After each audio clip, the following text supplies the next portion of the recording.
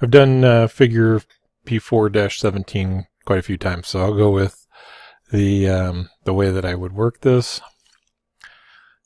We're going to go with the metric part. Start on the right plane. Let's just go with the rectangle. Make it our midpoint. And we have an overall of 30 and a width of 35. Okay, so at that point, let's just go with the interior. And we have the origin this time, so select midpoint, grab the origin, make that vertical. Height is 20 and outsides are 10. Okay, so another way to establish symmetry. Extrude, pick our region, stay with the midplane, and overall was 80 millimeters. Okay, sketching to the interior of the part, going back to the right plane, pick up the sketch. We're going to be some distance off. Up, over, back, and down. Set our dimension 5 millimeters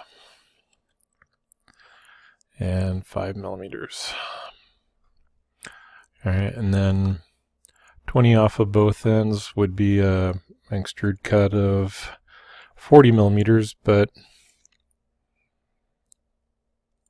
we can go 40 millimeters, make it work, or do offset from surface since we're given the 20 millimeters.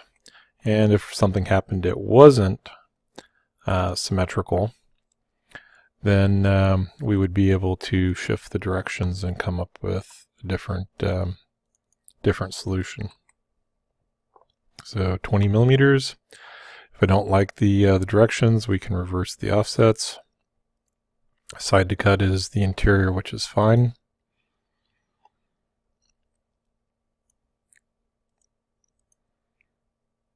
And interesting that the oh, that one stayed.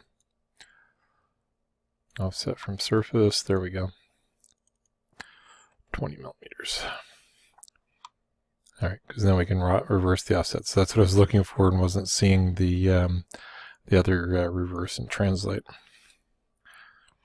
Alright, P4-17. Next one, we're still in metric.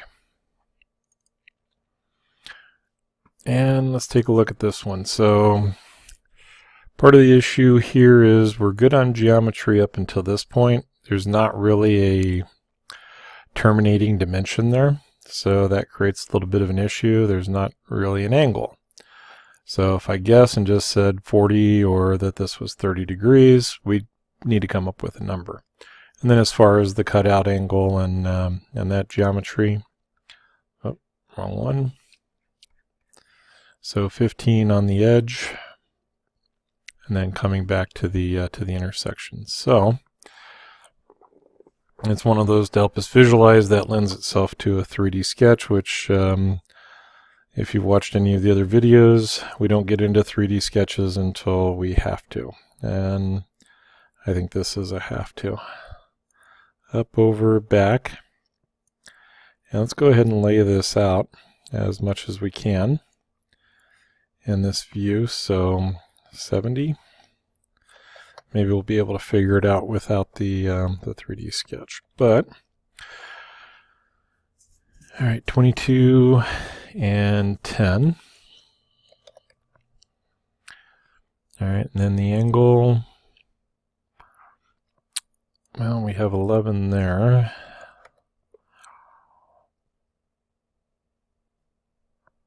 And then the base is 20.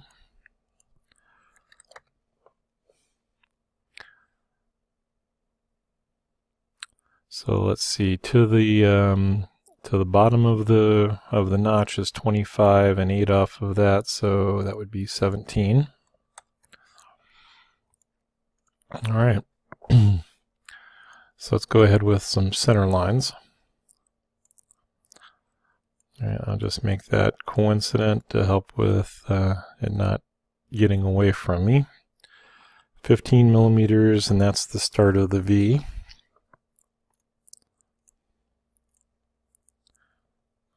Let's go ahead and make that for construction. And then we'll have another one at 6, and another one at 36. All right, so let's go ahead and line those up. All right, so 6 is to the bottom of the V.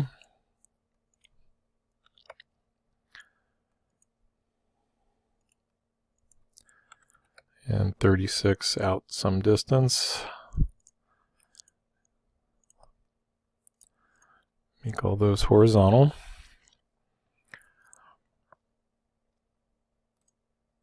All right, another center line. Let's come across between those two, and we'll go 7 millimeters.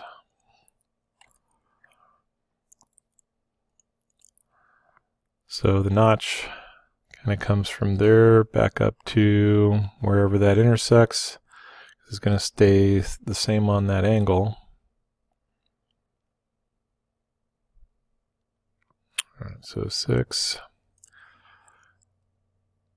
So if we were to pull an angle, let's go ahead and just make that coincident.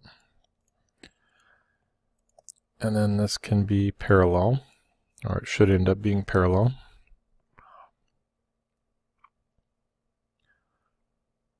All right. So by those accounts then, that angle comes over. Now if that is flat, and it's hard to tell on the isometric, but an assumption would be that that is flat. All right, so across that edge and across that edge.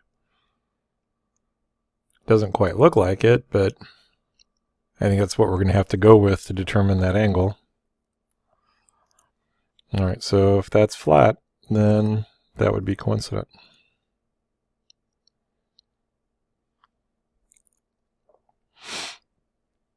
So that being the case, let's go ahead and close this off.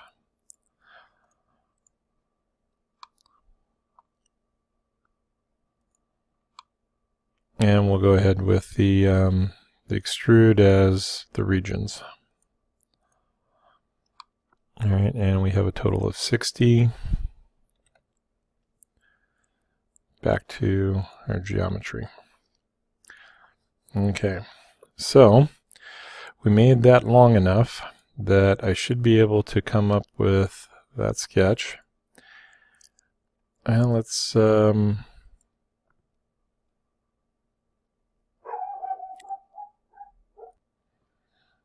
so let's show the sketch.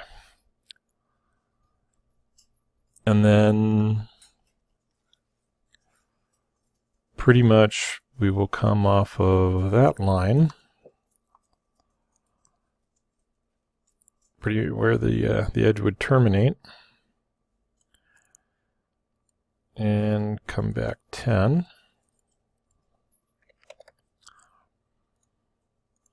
All right.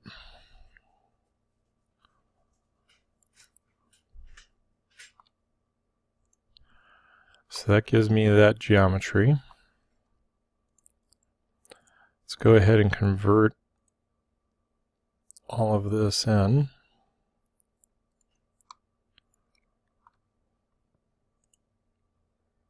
To the current, and I'll pull that edge back. All right, so extrude cut. And the direction of the cut, well, we'll do through all. And then the direction of the cut will be along that line.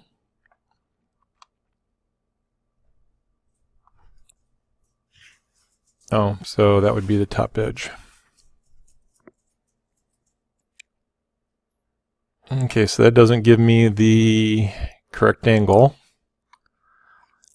Leaves a little bit hanging off there, so let's go with the edit sketch. We'll bring it off of that edge and back to that edge.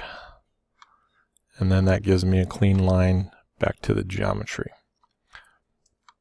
All right, so the 3D sketch comes in.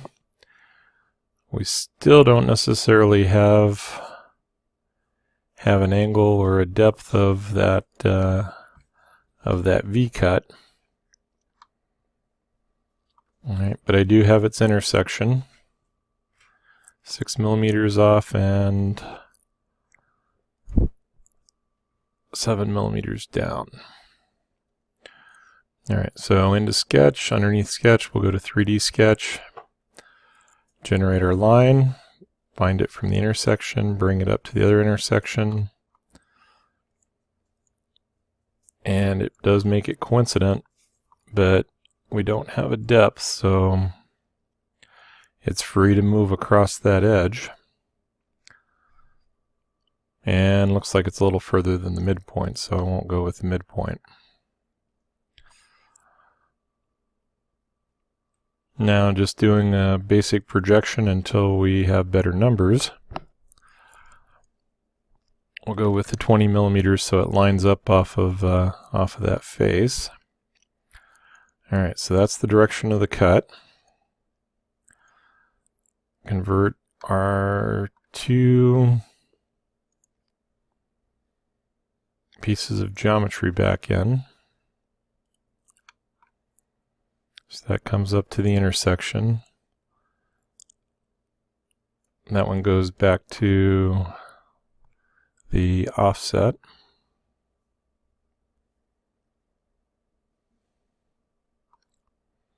All right, so 15 millimeters plus 6 to 36.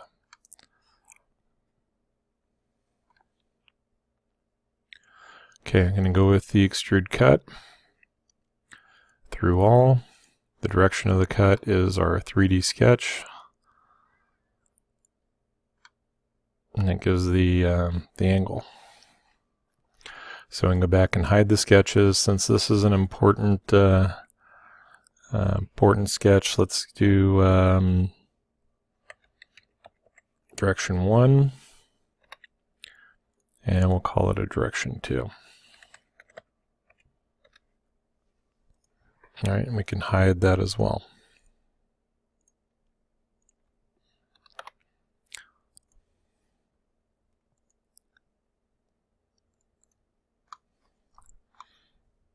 All right, so sketch from the top.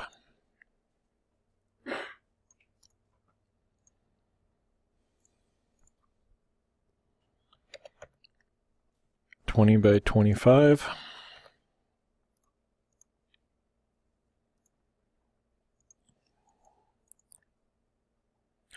Making that the midpoint, and Extrude Cut through all.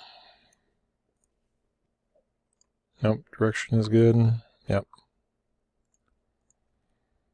All right, save it.